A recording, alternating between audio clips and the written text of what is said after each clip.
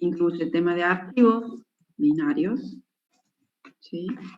Arreglos,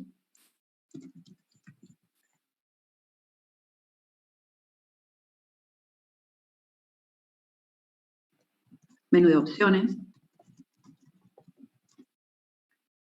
menú de opciones,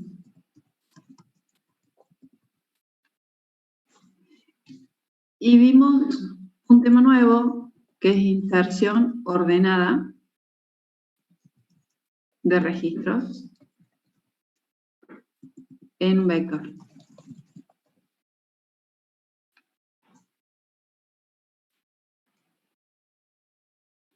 Esta semana vamos a continuar con la ficha 24, ¿sí? En la planificación se estableció de que esta semana era una semana de refuerzo de la ficha 22, que trata sobre archivos binarios.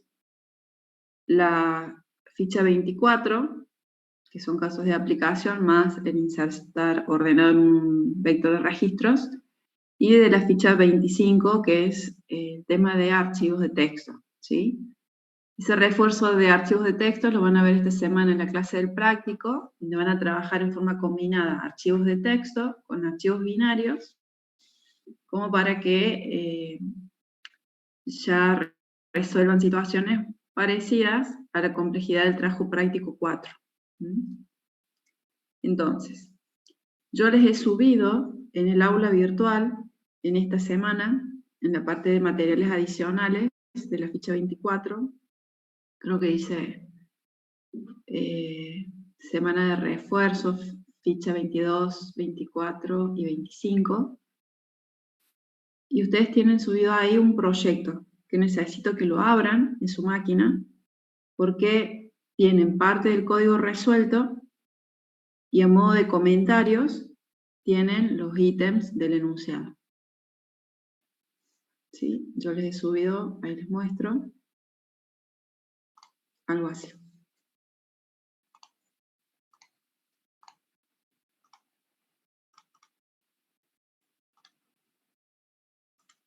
Ustedes en realidad lo que tienen es un archivo llamado clínica y uno que se llama registro paciente. Registro paciente tiene la definición del registro, tiene una función toString,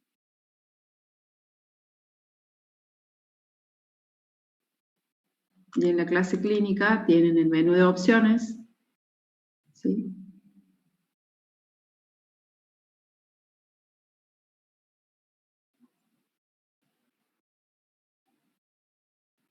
Y a modo de comentario los ítems que tienen que resolver. Y tienen ya resuelto el punto 1, que fue el que vimos la semana pasada.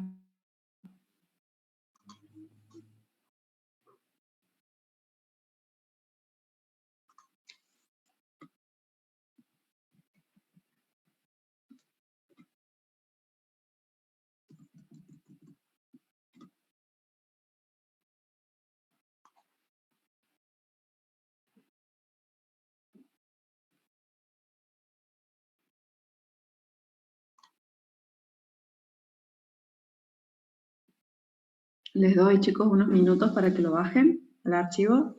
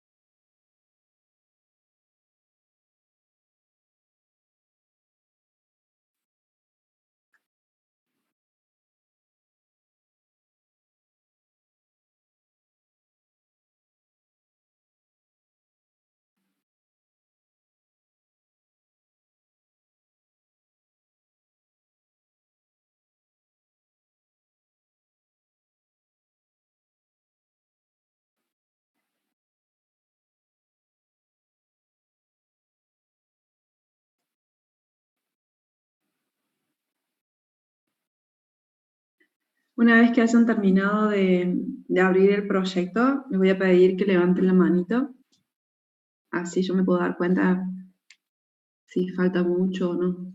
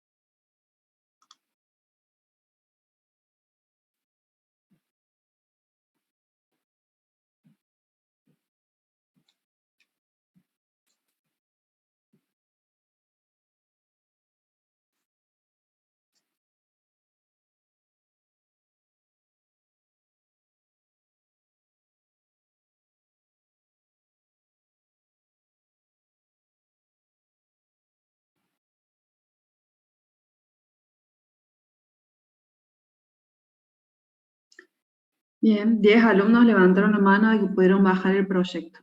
Son 33. Así que no bajen la mano y el resto que falta, baje el archivo.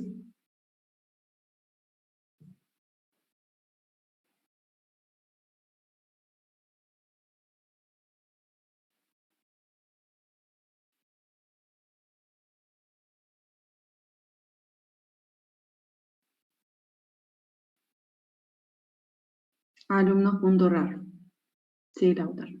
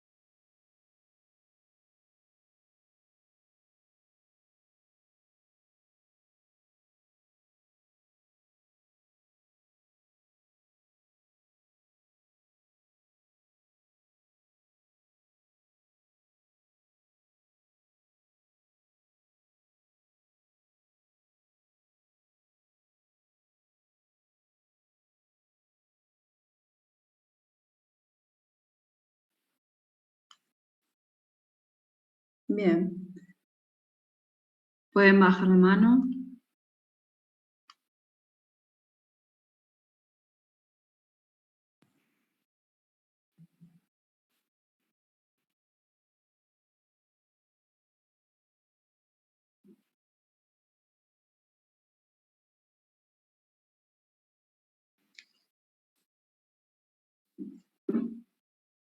Bueno, a ver, yo les quería comentar de que estuve corrigiendo el tercer parcial. Y del tercer parcial, la mayoría, ¿sí? Tiene su examen desaprobado.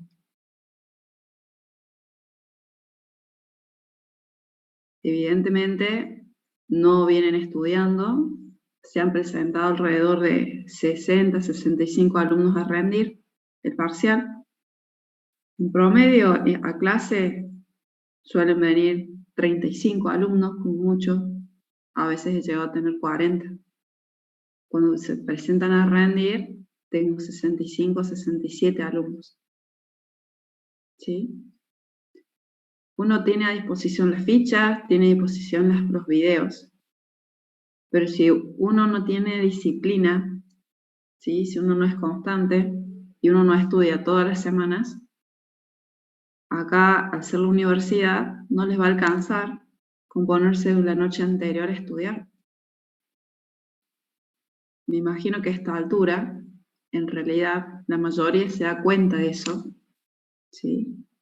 Cuando ya les va mal en el primer parcial y en el segundo parcial. Se supone que tienen un mes de vacaciones para reflexionar, y cuando ustedes vienen al segundo cuatrimestre, se nota la diferencia en los alumnos porque empiezan a estudiar, empiezan a tener cierta conducta, toman con más seriedad el estudio, y eso también se ve reflejado en la participación en la clase, además de las notas en los parciales. Y eso acá en este curso no está pasando. ¿Sí? A ver, es muy probable que quienes queden regulares, los finales se tomen en forma presencial, que el recuperatorio se tome de manera presencial, e incluso hasta que el parcial que sigue se tome de manera presencial. Con lo cual ustedes no van a tener la oportunidad de poder rendir desde su casa con mi máquina, y por más que uno les diga de que el examen es a libro cerrado, ustedes en realidad disponen de la información y pueden hacer lo que quieran. ¿Sí? A esta altura ustedes tienen que saber codificar. Si ustedes el día de mañana van a buscar un trabajo, no se crean de que ustedes van a estar copiando y pegando código, y porque uno trabaja, uno está googleando y todo el código lo saca de internet y lo reusa. La verdad que no es así. Vos tenés entrevistas de trabajo que son prácticamente un examen. Y no es que yo voy, estoy en entrevista y me van a preguntar qué sé hacer. Hay chicos ahora que están en quinto año de la facu, que cuando tienen una entrevista de trabajo, le hacen una entrevista personal y después le dicen, toma, acá tenés este mini módulo, anda a desarrollarlo, tenés tanto tiempo para presentarlo. ¿Y ustedes creen que van a respetar ese tiempo de entrega googleando?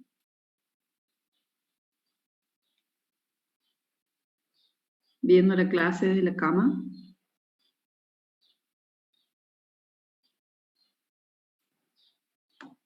No haciendo preguntas, no participando de la clase cuando uno pregunta. Si el año que viene las clases son presenciales, las materias, por más que ustedes hagan AED en primer año, en segundo tienen otra materia de programación, en tercero, en cuarto, y si no tienen una buena base de algoritmos, les va a ir después mal en las otras materias que siguen también.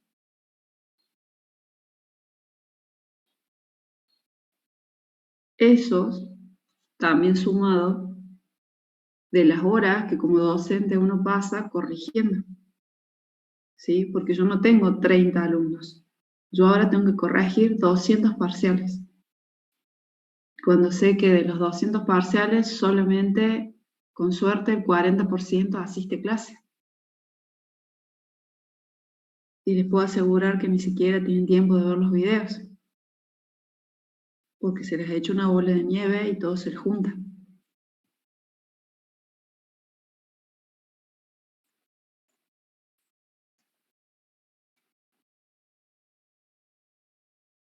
A esta altura ustedes ya son adultos, entonces si no les interesa la materia, no les interesa la carrera, no pierdan tiempo ustedes y no nos hagan perder tiempo a nosotros. ¿Sí?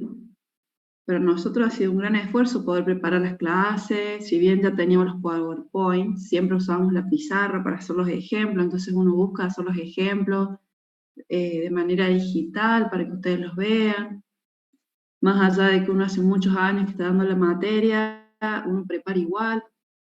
Yo ahora he revisado los parciales, sé en qué se han equivocado, entonces vamos a tratar de reforzar eso, pero el esfuerzo tiene que ser de ambas partes. Sé que hay muchos chicos que estudian, sé quiénes son los que asisten en clases, sé los que son los que estudian. El resto, bueno, se adapta al ritmo o se adapta, no queda otra. Es la universidad. ¿Sí? Y no se olviden que la universidad no es gratuita, es pública. Y eso significa que yo acá no estoy gratis. Yo tengo mi sueldo y ustedes también tienen una responsabilidad, que es estudiar. ¿Sí? Porque todo esto que nosotros tenemos la oportunidad de estudiar, hay muchas otras personas que no la tienen.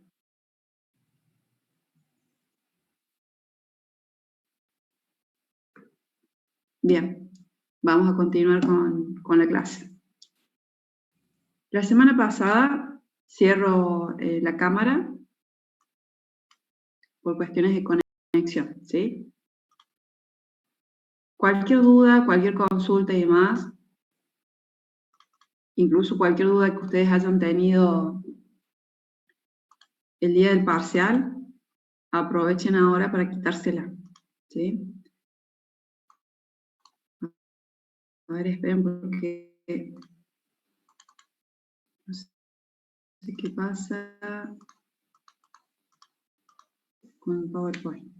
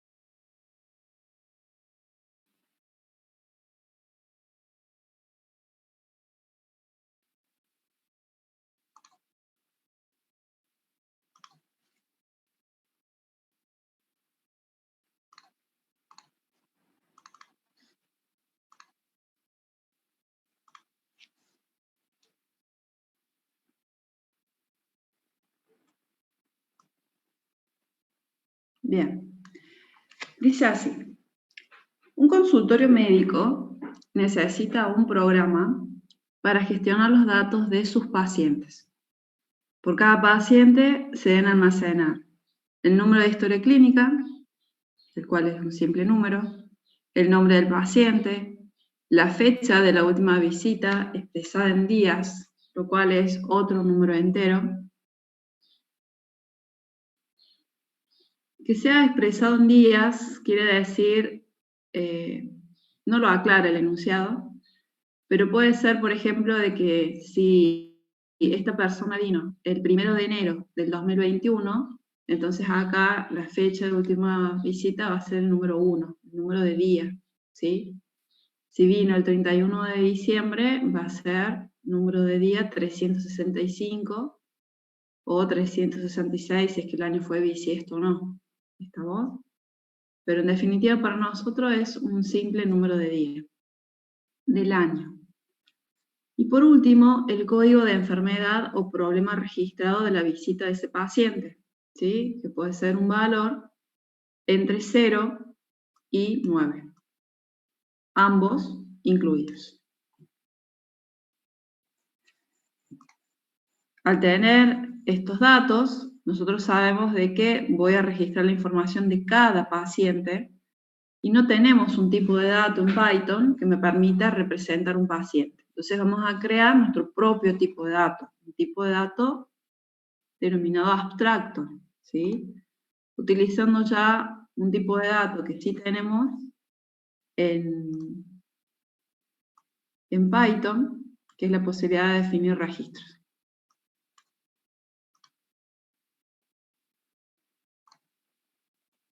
Entonces venimos acá. Este es el parcial. Bien, entonces tienen, en el proyecto que yo les subí, tienen un archivito que se llama registro paciente.py, tienen la clase paciente y el constructor, ¿sí? El método en realidad que se utiliza cada vez que se crea una instancia de la clase paciente.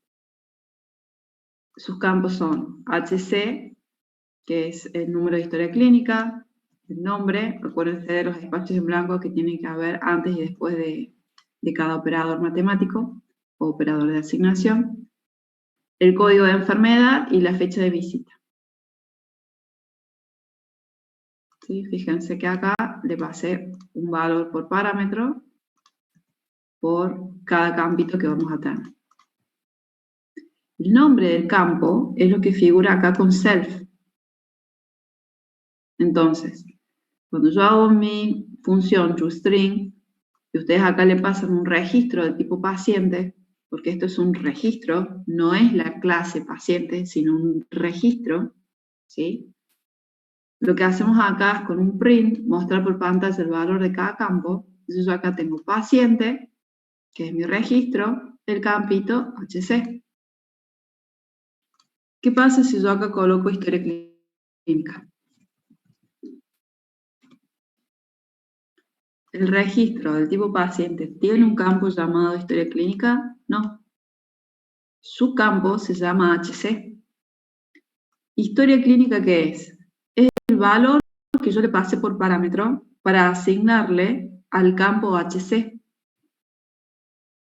¿Sí? Acuérdense que los parámetros no son más que variables y variables locales en la función.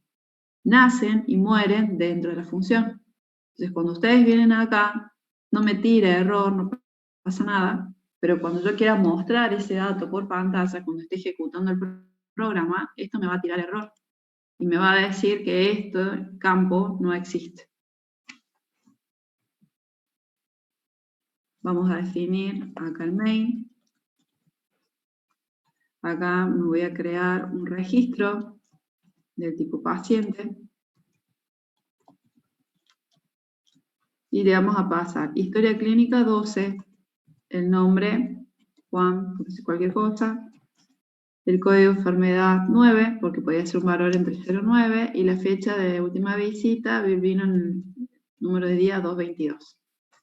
¿Sí? Cuando nosotros ejecutamos el toString de ese registro, venimos acá, preguntamos el nombre del archivo que estoy ejecutando, es main, es el programa principal, y acá llamamos a la función main. ¿Sí? Bien, ejecuto, y miren qué pasa. ¿Sí? Te dice, el objeto paciente que yo acabo de crear acá, ¿sí? Y que le he pasado por parámetro, estoy queriéndole mostrar un campo que se llama historia clínica. Pero la clase paciente que yo definí, esta clase no tiene ese campo. Y por eso cuando ejecuto me dice que no tiene ese atributo.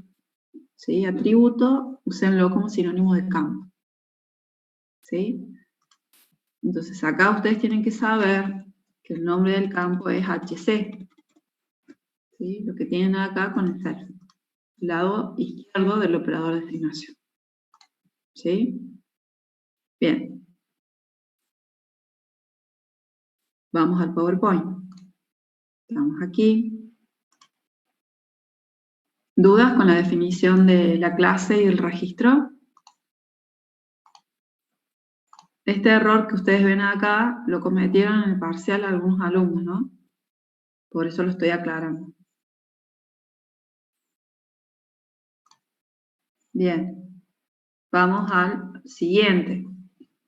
Dice, los datos deben cargarse y almacenarse inicialmente en un arreglo de registros, a razón de un registro por paciente, el cual debe mantenerse en todo momento ordenado, de menor a mayor, de acuerdo al valor del número de historia clínica de los pacientes.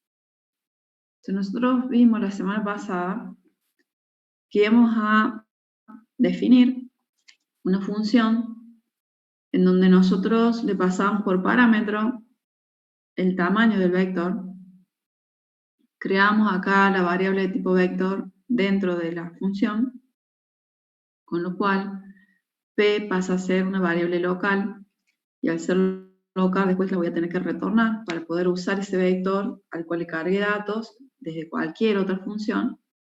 Y simplemente acá tengo un ciclo for que itera n veces para cargar ese vector con n pacientes. Entonces, en este caso, cargamos los valores de teclado, seguidamente creamos el registro y llamamos a una función insertar ordenado, al cual le pasaba el vector y el registro que quería guardar en ese vector. El tema es que nosotros lo queremos guardar en forma ordenada, ¿sí? Vamos a ir creando ese vector, ordenándolo desde el vamos por número de historia clínica de menor a mayor.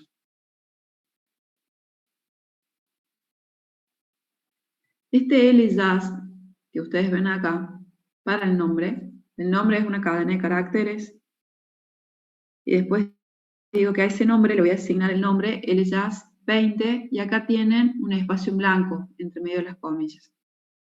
Lo que hace LJAS es lo siguiente. Si yo, por ejemplo, el nombre, estoy escribiendo en el chat, hubiera cargado el nombre Karina,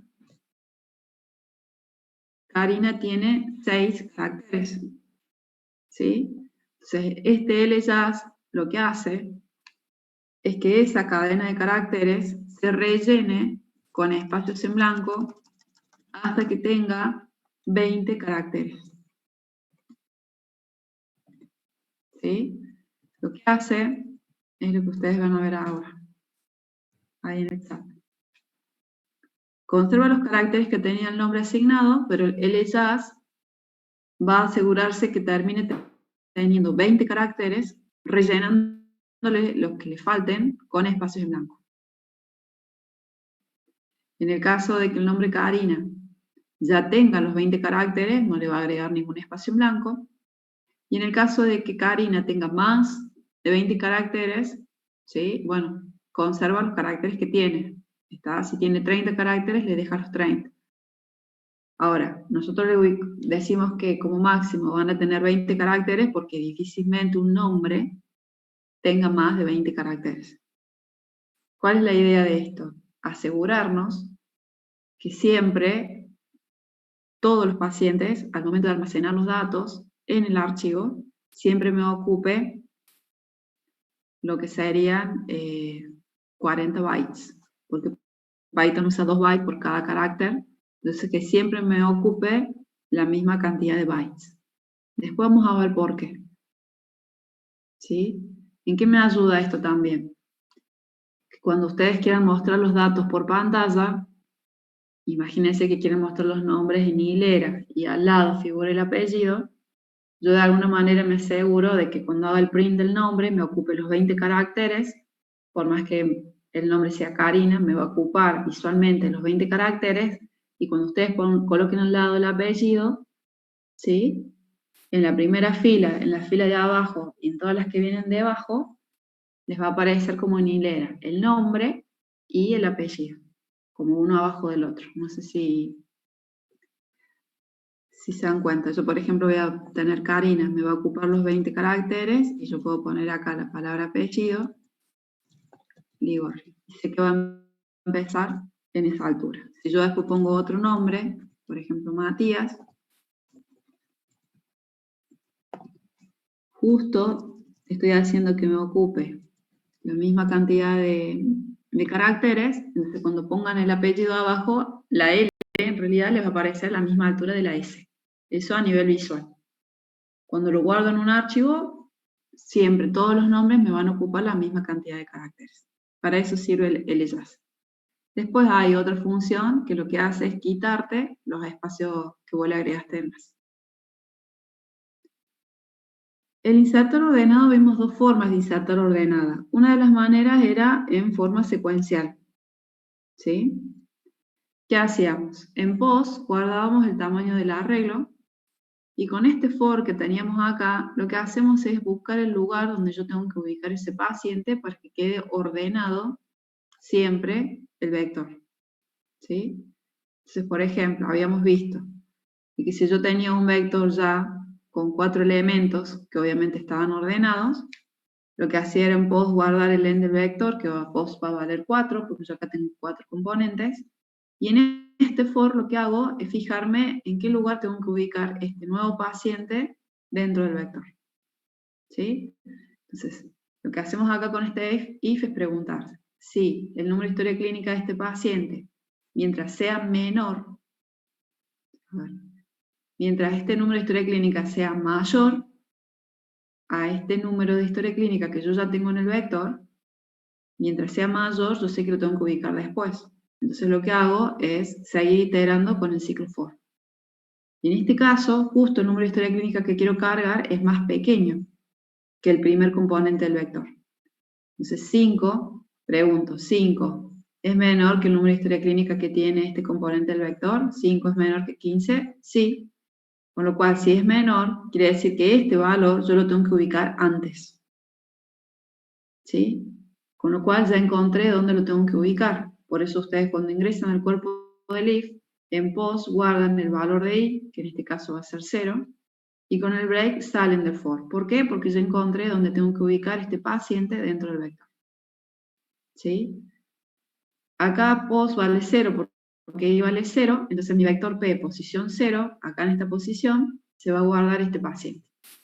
Acuérdense de que lo que hacía esta instrucción es decir, bueno, voy a insertar este subvector, este componente, en la posición que yo indiqué acá en POS. El resto se actualizan los índices para que siempre quede subindicado de 0 en adelante. Si yo ahora quiero insertar un valor en el medio, imagínense en este, el 35 que tendría que quedar acá, en POS guardo el valor de n, que sigue siendo 4, y con el for busco en dónde voy a ubicar ese paciente. Entonces, mientras el número de historia clínica de este paciente sea menor a este, ¿sí? Sé de que tengo que seguir buscando dónde lo voy a ubicar al nuevo paciente. Cuando suceda que este número de historia clínica sea más chiquitito que este, ahí se va a detener la búsqueda porque yo sé que lo tengo que ubicar antes del 45, del número de historia clínica 45. Entonces lo que hacemos es que i inicialmente vale 0 y pregunto, ¿el número de historia clínica del paciente nuevo es más chiquito que el número de historia clínica del paciente ubicado en el índice 0? No, porque 35 es más grande que 15. Entonces no ingresa al if, tiene su vuelta de ciclo y pasa a valer 1. Entonces me fijo, este número de historia clínica que es 35, ¿es más pequeño que el número de historia clínica de este paciente? No. Eso quiere decir que tengo que seguir buscando. Entonces, no se entra al if porque no se cumple y vuelvo a iterar en i, y ahora vale 2. Y ahora me fijo, ¿el número de historia clínica de este paciente es más pequeñito que el número de historia clínica del paciente ubicado en el índice 2? No. Sí. Como sí es menor, sé que lo tengo que ubicar antes de este paciente. Entonces, si ingreso acá al cuerpo del if, en POS guardo el valor de i, que es 2, ¿sí? Y salgo con mi break de for. Detengo la búsqueda. Y cuando salgo digo, en mi vector P, posición 2, ubica este nuevo paciente. ¿Sí? Eso es lo que habíamos visto la semana pasada. Ahora, también vimos de que si el vector está ordenado por número de historia clínica y yo estoy buscando dónde voy a ubicar el nuevo paciente y estoy buscando por historia clínica, yo en lugar de estar aplicando una búsqueda secuencial, lo que tendré que hacer es aplicar una búsqueda binaria. ¿Sí? ¿Por qué aplico una búsqueda binaria? Porque si yo aplico una búsqueda secuencial, nosotros estamos comparando esta historia clínica con cada uno de los registros que estén almacenados en el vector. Yo acá tengo solamente 4 componentes en el vector, pero imagínense si yo tengo 5000 componentes en el vector. Si da la casualidad que yo justo lo tengo que insertar al final, como por ejemplo en este caso, donde justo el nuevo paciente tiene el número de historia clínica 65 y yo lo tengo que ubicar al final, yo voy a estar preguntando con cada uno de los registros 5000 veces, voy a estar iterando hasta que llego a encontrar el lugar donde voy a insertar ese nuevo paciente. ¿Sí? Mientras que si yo tengo una búsqueda binaria, lo que hacíamos era trabajar con un índice, con una variable auxiliar para el índice izquierdo, para el índice derecho, buscábamos el valor del centro, ¿sí? Y si el valor del centro era igual a la historia clínica que yo tengo acá, bárbaro. Y si no, me fijo si este número de historia clínica es más grande o más pequeño que el valor del centro del vector. Porque al estar ordenado, yo o busco para la izquierda o busco para la derecha. ¿Sí? Si acá justo el 65 es más grande, voy a buscar a la derecha. Y si yo hubiera tenido un vector de 5000 componentes, yo desde el vamos divido el vector en 2 y voy a continuar mi búsqueda en 2500 elementos. ¿Sí? No en 5000. De todas maneras, en esta otra parte, cuando yo ahora voy a hacer la búsqueda y tengo mis 2500 elementos, también voy a buscar el valor del centro, con lo cual lo voy a seguir dividiendo de a 2 al vector. Lo voy subdividiendo en 2 grupos, para ver si sigo buscando para la izquierda o sigo buscando para la derecha. O sea que tampoco es que itero 2500 veces, ¿sí? Sino muchas menos veces. Entonces, acá lo que conviene hacer es aplicar una búsqueda binaria. Entonces, ¿qué hacemos? Pos sigue siendo igual a n, el n del vector, pero ahora acá, para buscar dónde voy a ubicar ese elemento, no aplico una búsqueda secuencial, sino una búsqueda binaria. ¿Sí? Y este es el mismo algoritmo de búsqueda binaria. ¿Sí? Nada más que cuando nosotros salimos de esto, de la búsqueda binaria, nosotros acá ahora en POS igual vamos a tener la posición en donde voy a ubicar acá, ¿sí? Ese nuevo paciente dentro del vector. ¿Sí? Entonces, nosotros habíamos visto lo siguiente. Si ustedes tenían, por ejemplo, que insertar el paciente, voy a ir al que sigue, historia clínica 35, el vector estaba vacío, este paciente me tiene que quedar como primer componente del vector. Entonces yo acá tengo que pos es igual a n, que n es igual al n del vector. Si el vector está vacío, pos vale 0. Izquierdo va a ser igual a 0 y derecho es igual a n menos 1. Si n vale 0, derecho va a valer menos 1. Según yo vengo acá pregunto, ¿es izquierdo menor o igual que derecho? No, porque acá izquierdo vale 0 y derecho vale menos 1. No se cumple la condición del while, no se ejecuta nunca y vengo acá. Y pregunto, ¿izquierdo es mayor que derecho? Sí, porque izquierdo vale 0, derecho vale menos 1. Entonces, en pos guardo el valor de izquierdo. Acá pos va a ser igual a 0. ¿Sí? En pos siempre guardamos el número de índice en donde yo tengo que insertar el nuevo paciente. Entonces ahí me va a quedar pos igual a 0 y este paciente se va a insertar en este vector en la posición 0. ¿Sí? Ahora, si yo ya tengo muchos elementos en el vector, en este caso tengo 4, y yo quiero insertar un paciente cuya historia clínica es 35, vamos a tener que pos es igual al n del vector, con lo cual pos va a ser igual a 4. acá tenemos que pos es igual a 4, ¿sí? Izquierdo es igual a 0, siempre la primera vez izquierdo es igual a 0, y derecho la primera vez es igual al len del vector menos 1. El len del vector es 4, 4 menos 1 es 3. ¿Sí? Siempre derecho va a ser igual al último componente del vector. Izquierdo y derecho me definen cuál es el rango en donde yo voy a hacer la búsqueda binaria. La primera vez es todo el vector. Entonces buscamos el valor del centro, que es izquierdo más derecho dividido 2, 1 más 3, 4, 4 dividido 2, perdón, 0 más 3, 3, 3 dividido 2, 1, entonces el valor del centro, el índice, es 1. Nos fijamos, el número de historia clínica del nuevo paciente, que es 35, ¿es igual a 25? ¿El valor del centro del vector? No. Entonces ahora tengo que ver para dónde sigo mi búsqueda, si para el lado izquierdo o para el lado derecho. Como el 35 es más grande que el 25, tengo que buscar del lado derecho, porque acá tengo todos los números de historia clínica más grandes que los del índice del centro. Para lo cual tengo que mover esta variable izquierdo y hacer que sea igual al índice del centro más 1, para que izquierdo termine valiendo 2. Y mi rango de búsqueda sea este. ¿Sí? Entonces nosotros venimos acá y nos fijamos. El número de historia clínica de este paciente es más pequeño que el número de historia clínica del índice del centro. No. Entonces entra por la rama del ELSE, izquierdo igual a C más 1. C es igual a 1, 1 más 1, 2, por lo tanto izquierdo termina valiendo 2. Y sigo mi búsqueda acá. ¿Sí? Tengo una vuelta de ciclo y me fijo, izquierdo es menor o igual a derecho. Sí, porque izquierdo vale 2, derecho vale 3. Busco el valor del centro. 2 más 3, 5. 5 dividido 2, 2. Porque el cociente entero. ¿Sí? Me fijo, el número de historia clínica de este paciente, 35. ¿Es igual al número de historia clínica del paciente que está en el índice del centro? No. Entro por el siguiente if. ¿Este paciente tiene un número de historia clínica más pequeño que 45? Sí. Como se cumple esta condición, lo que tenemos que hacer es continuar la búsqueda del lado izquierdo, para lo cual tengo que mover derecho.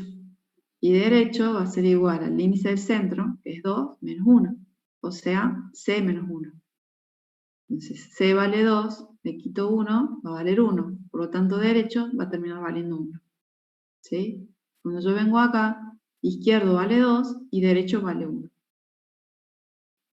Cuando quedaba cruzado el índice izquierdo con el derecho, lo cual quiere decir que izquierdo terminó siendo más grande que derecho, en una búsqueda binaria significa que ese valor que yo estoy buscando, el 35, no existe en el vector. Ahora, como yo quiero insertar este componente dentro del vector, cuando están cruzados, también significa que justo acá, donde quedaron cruzados, es donde yo tengo que insertar este elemento. Y fíjense que si es así, porque yo tengo acá historia clínica 35, y acá tengo 25 y acá 45. Justo acá en el medio lo tengo que insertar. Entonces cuando vengo acá, tengo mi vuelta de ciclo, pregunto, ¿izquierdo es menor o igual a derecho? No, por eso están cruzados los índices esos. Entonces cuando salgo del while me fijo, ¿izquierdo es mayor que derecho? Sí. Entonces pos es igual a izquierdo. ¿Cuánto vale izquierdo? 2, que es justo en realidad el valor del centro, es igual a C. ¿Está? Por eso algunas veces van a encontrar que pos es igual a izquierdo o que pos es igual a C, es lo mismo. Simplemente después, en mi vector P, en esa posición 2, voy a insertar al nuevo paciente y me va a quedar acá insertado en el medio un nuevo componente. ¿Sí? ¿Estamos hasta ahí? El algoritmo obviamente es más complicado aplicando un insertor ordenado binario que secuencial. Ahora miren esto. Nos vamos a ir al código. Ustedes tienen acá el archivito clínica. Tienen acá las funciones de validación. Validar mayor que, validar intervalo o validar entre, como quieran llamarlo. Y en el punto 1 tengo la función cargar ordenado. Cargar vector ordenado. Que es la misma que acabamos de ver en el PowerPoint. Creo mi vector vacío. itero n veces, n me indica el tamaño del vector, por cada vuelta de ciclo voy cargando datos del teclado, ¿sí? En esta partecita. Acá creo mi registro paciente y llamo a la función insertar ordenado. Y en el insertar ordenado, obviamente, voy a aplicar la búsqueda binaria. ¿Estamos ahí? Luego, ustedes van a tener que desarrollar ahora, porque no la tienen, esta función, que es mostrar el contenido del vector por pantalla. ¿Sí? Simplemente con un ciclo for recorro mi vector componente a componente y por cada iteración a la función toString le voy a pasar por parámetro el componente del vector que quiero mostrar por pantalla. Esto lo tienen que completar ustedes. Lo completan y cuando ustedes vienen acá al menú de opciones, se supone que ya podrían ejecutar la opción 1. ¿Sí? En la opción 1, yo pido que me carguen desde teclado el tamaño del vector, llamo a la función cargar vector ordenado y después lo muestro. ¿Sí? Todo en la opción 1. Lo vemos acá. Opción 1. Voy a cargar solamente 2 pacientes. Historia clínica 56.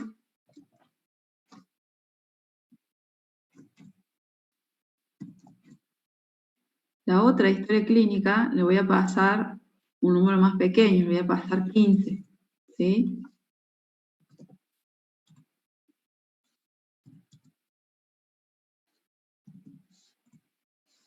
Fíjense.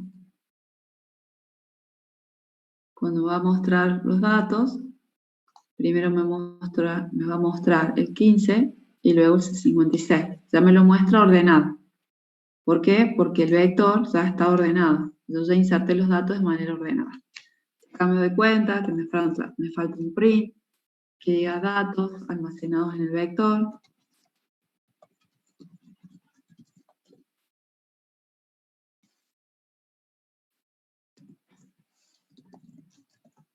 Y lo vamos mejorando un poquito. A nivel estético, ¿no?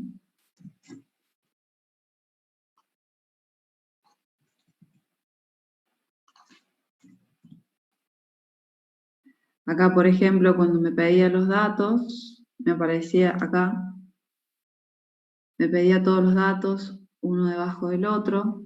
Yo acá, por ejemplo, si quieren, podríamos tener algo así. Cosa que cuando lo ejecutemos, voy a la opción 1, podríamos ir aviones, 59.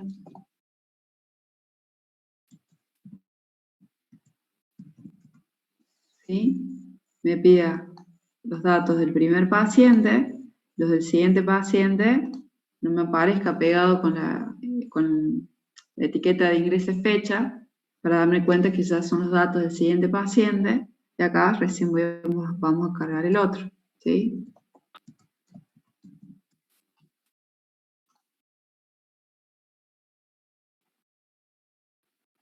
Cuando tengo el doble línea de asteriscos, es porque estoy pasando a la siguiente opción que yo tenía acá en el menú. ¿Sí? Si se fijan, que es la de mostrar el vector.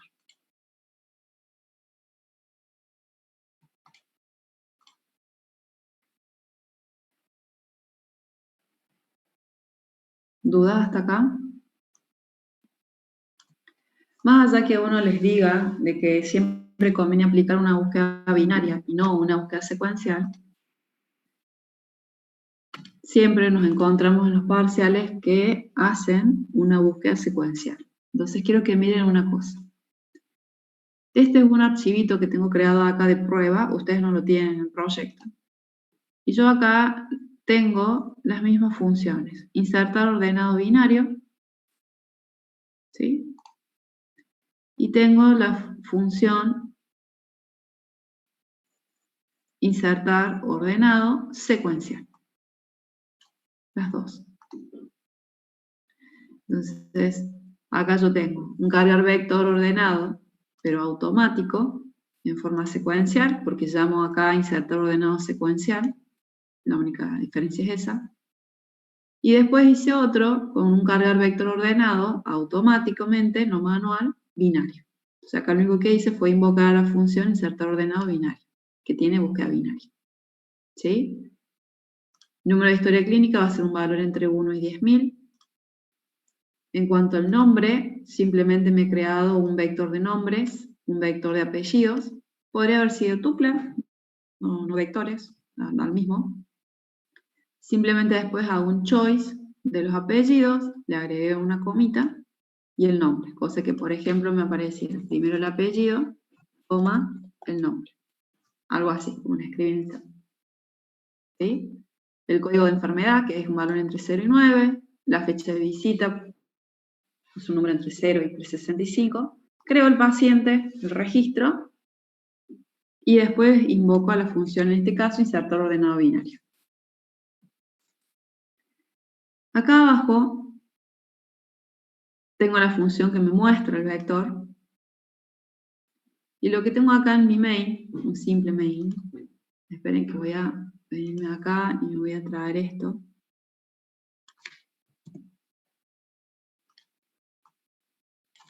Porque a ustedes se los exigen en los parciales. Y yo me voy a crear un vectorcito acá de 50 componentes. Yo me voy a llamar a un cargar vector ordenado, pero acá le voy a poner secuencia. No binario. ¿Sí? Y después lo muestro. Entonces, fíjense, si yo lo ejecuto, fíjense, me lo creo. Fíjense que el número de historia clínica se genera en forma aleatoria, ¿no? Y es un valor entre 1 y 10.000, no sé qué número será. Obviamente se pueden repetir. Ahora, sea el número que sea, a mí me lo creó, me lo generó ordenado y yo estoy viendo el vector. Va. Si yo ahora, en lugar de llamar a la función de cargar vector ordenado automático secuencial, llamo el binario,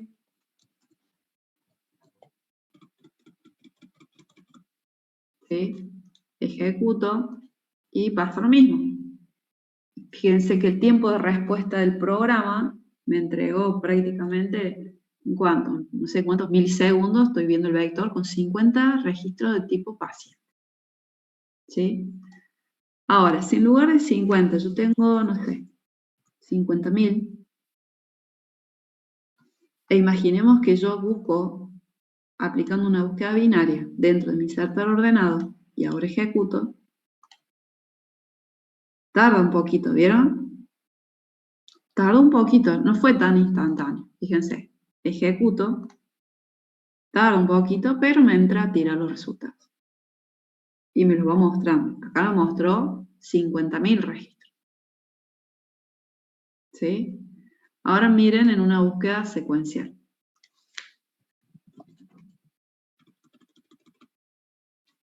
50.000 componentes.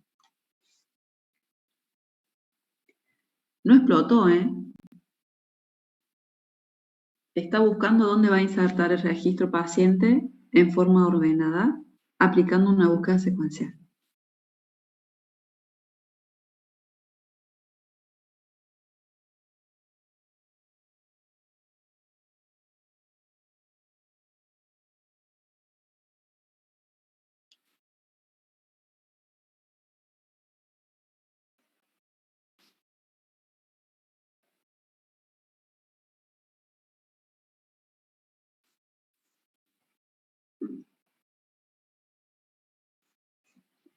Entonces, cuando el vector es pequeño, y sí, está ahí, está trabajando full.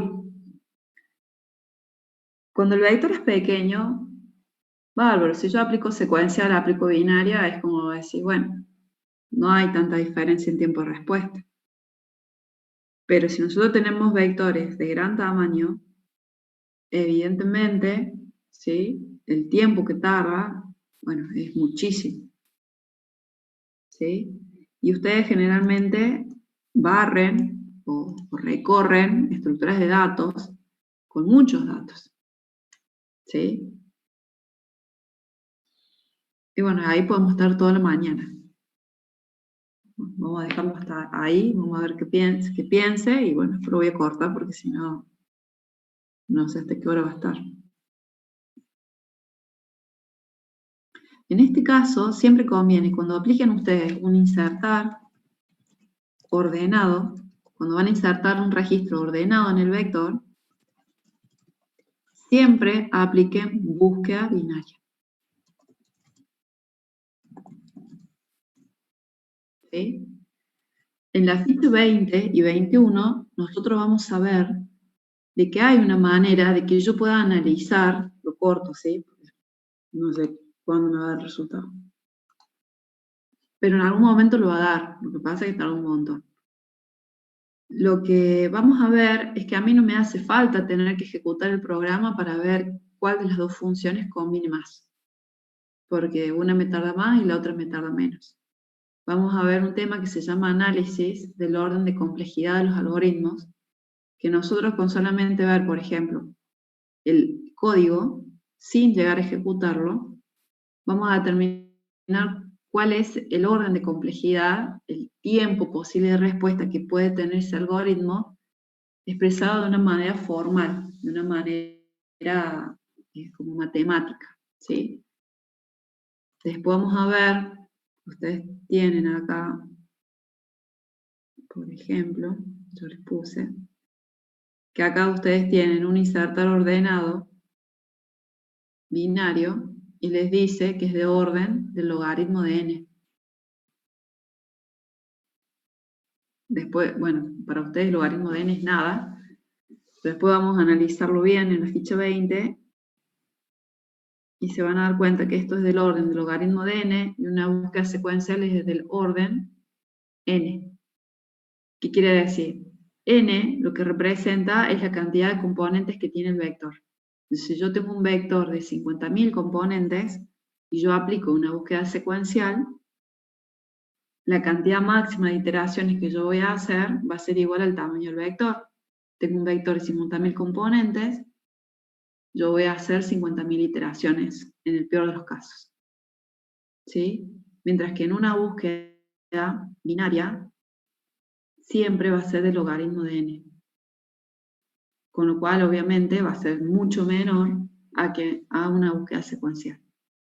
Ahora, la búsqueda binaria solamente se puede aplicar si el vector S está ordenado por el campo que yo estoy buscando.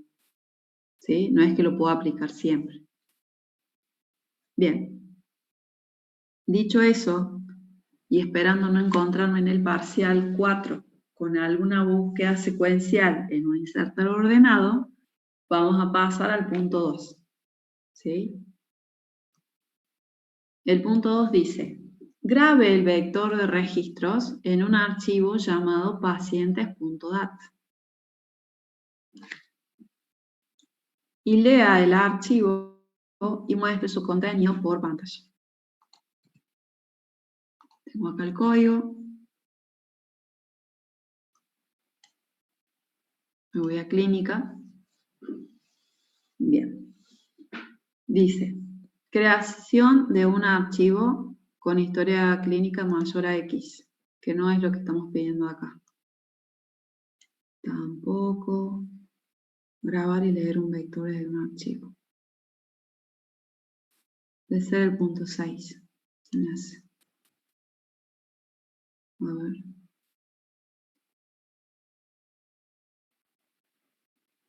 Sí. Acá en el menú de opciones lo tengo en el punto 6. ¿Sí? Se ve que lo agregamos después y por eso quedó ahí medio raro. En el punto 6 dice grabar y leer un vector desde un archivo. Lo que vamos a hacer es este vector que creamos en el punto 1, ¿sí? Que está referenciado por P, el vector. Fíjense que acá tengo mi vectorcito P, acá. Y lo que vamos a hacer en el punto 6 es grabar ese vector P en un archivo Y después lo vamos a leer al archivo. Leer al archivo quiere decir leer cada uno de los registros del archivo y mostrarlos por pantalla, obviamente. ¿Sí? El archivito, acá en el PowerPoint, les dice que se va a llamar pacientes.dat. Yo acá le voy a cambiar el nombre y lo vamos a llamar clínica.dat. Porque yo no voy a guardar cada registro por separado dentro del vector, perdón, dentro del archivo, sino que voy a grabarme el vector entero dentro del archivo clínica.dat. Si vamos acá, vamos al punto 2, recibo mi vectorcito y lo grabo en el archivo. ¿Sí? Y acá leo el vectorcito que grabé en el archivo y lo muestro por pantalla. ¿Estamos? Bien. Quiero que ustedes me digan por el chat cuáles son los 3 pasos básicos para grabar algo, un dato, dentro de un archivo. ¿Cuáles son?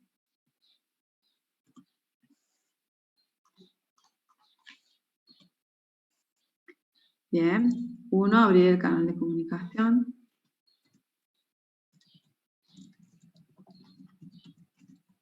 Usando un Open. Bien. Este es el 1.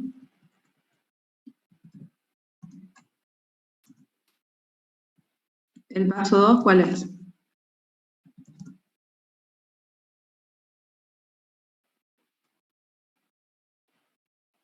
Grabar en el archivo. Perfecto, último paso. Tercer paso, cerrar el canal de comunicación.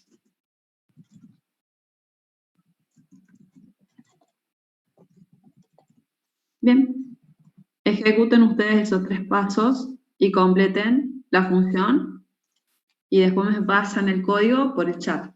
Así yo lo copio, lo pego en mi código y vemos si está bien resuelto o no.